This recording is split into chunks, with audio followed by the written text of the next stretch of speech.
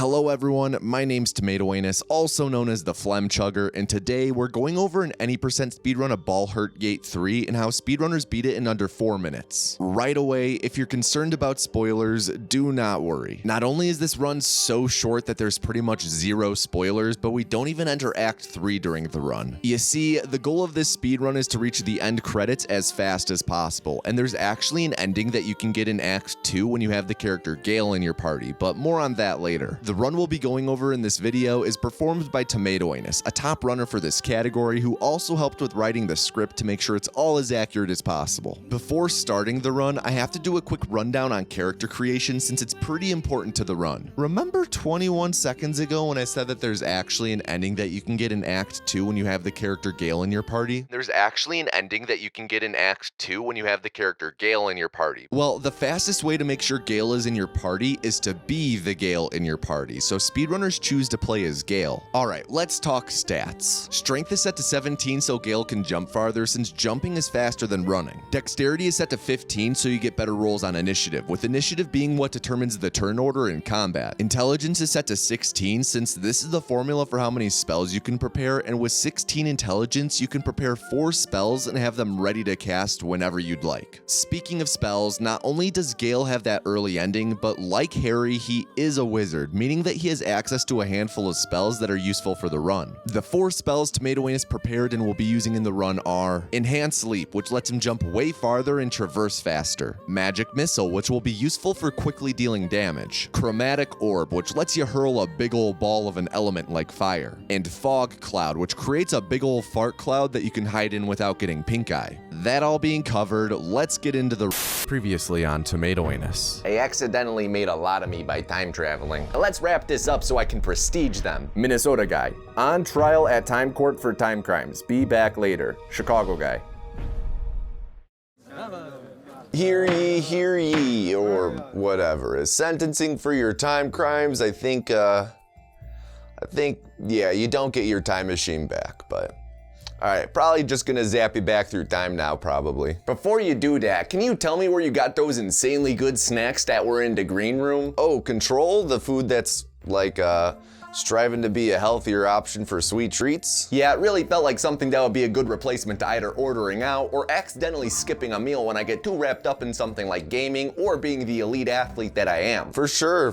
That's exactly what they're aiming for. They're not trying to be the healthiest food option in the world, but just a nice balance of health while still remaining a sweet treat. It really comes across. I think my personal favorites were the peanut butter some more meal bar, the cinnamon toast meal replacement shake, and the peanut butter pieces protein cookie. Yeah, that shit goes hard. You know, you don't talk like I'd expect a judge to talk. Did I mention they got a frickin' bundle builder? It's a damn great way to do a sampler of different products at a discounted price. It's linked on their homepage banner, and if you add 4 or more products, you get 20% off. Fuck me if that isn't a good deal. Is he allowed to say that? You can get 10% off your first order by going to drinkcontrol.com/anus and using code anus, and that discount can stack on top of the discount builder 20% off, so make sure you do both. Again, that's drinkctrl.com/anus, code anus for 10% off. Anyway, as for the Chicago guys you accidentally made.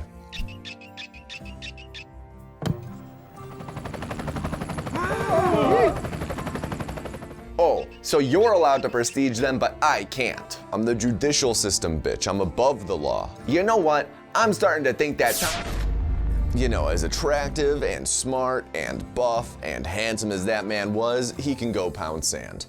So to start the run, tomatoanus loads an autosave from the very start of the game, which is permitted by the Baldur Gate 3 speedrunning community, so you don't have to do character creation every run. He positions his mouse in a specific spot and then spams right click to both tickle the loading screen so it loads faster, and also immediately skip to intro dialogues, with his mouse being positioned perfectly to instantly cast Enhanced Leap when he gains control. He then leaps across the room to the sphincter that he opens, before then leaping through the following room to a specific spot where he'll use the dash ability before doing Nautiloid skip. With Enhanced Leap, you can jump from the specific spot through a wall and skip to the final room of the Nautiloid, which is the hentai ship we're on. tomatoanus then uses dash a second time when he enters combat to stack with the dash from before the combat. This gives him enough movement to be able to run and jump to the transponder, which he needs to interact with to finish this encounter and progress to the open world.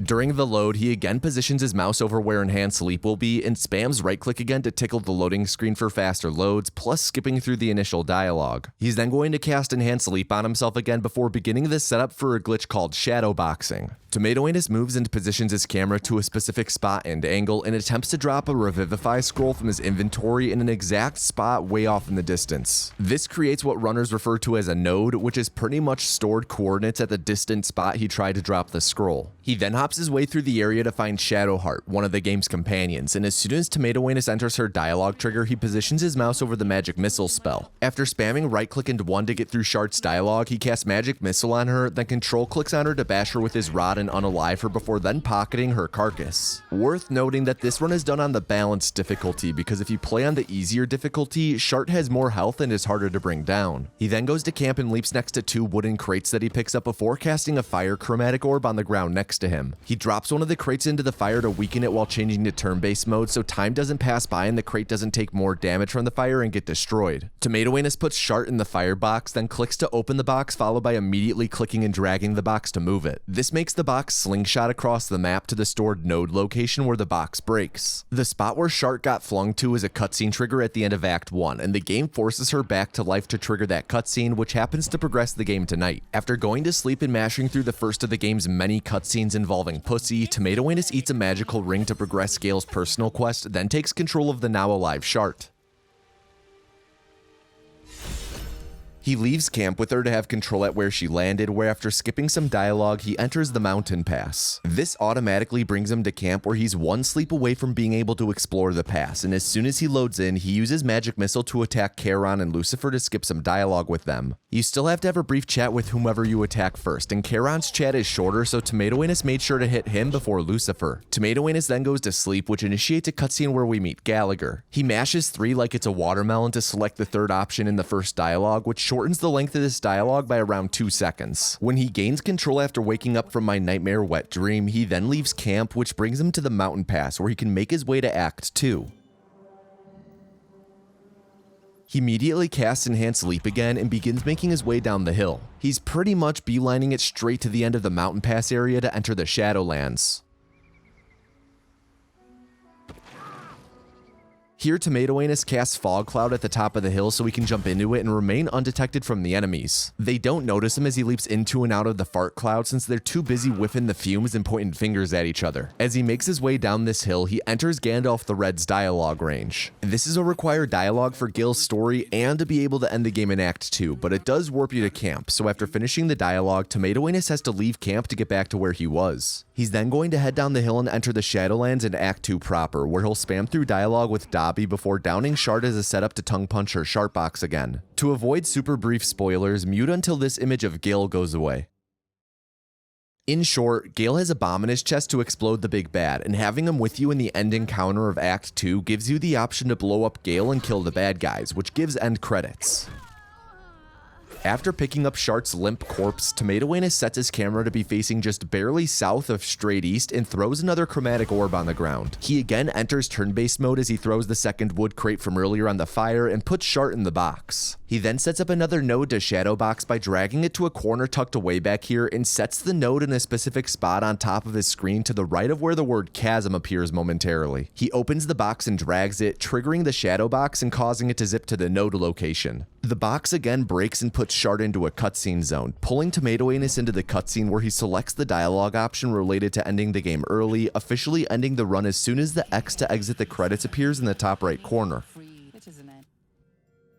If you made it to the end of the run, thank you on behalf of both myself and tomatoanus, but I ain't thanking tomatoanus. He was incredibly difficult and kept insisting I include memes of Darwin from The Amazing World of Gumball, so I won't be working with him again. I would like to give a big thank you to the world record holder though, May, for giving this video a proof watch when it was finished to correct some smaller details. If you don't know who May is, you should change that and check out her channel. She has loads of Baldur Gate runs there for you to check out, along with a few speedrun explains of her own. Also, I usually say this during the run, but as you could tell, the run is very short and there was no time to do it during it, but I'd just like to say that I hope you're all doing well. If you're not, then please remember, as always, that no feeling is final and there is a tomorrow. There is so much more to you as a person than feelings of dread or guilt or despair, and those feelings do not define you. You are you, and that's enough. You don't have to be more than that. Seamless transition. As always, I'd like to give a huge thank you to my patrons. This speedrun was actually voted to be covered by them, so you have them directly to thank for making this video happen. If you want to be able to suggest and vote on future videos as well, or access to videos early, or all kinds of exclusive content, then head on over to patreon.com/tomatoanus. Lastly, join my Discord or something. Anyway, that's all for this video. This was an any% speedrun of Baldur Gate 3. I've been tomatoanus, and I hope you have an above average day. Wait a second. If I'm tomatoanus, then who the fuck did I make this video with?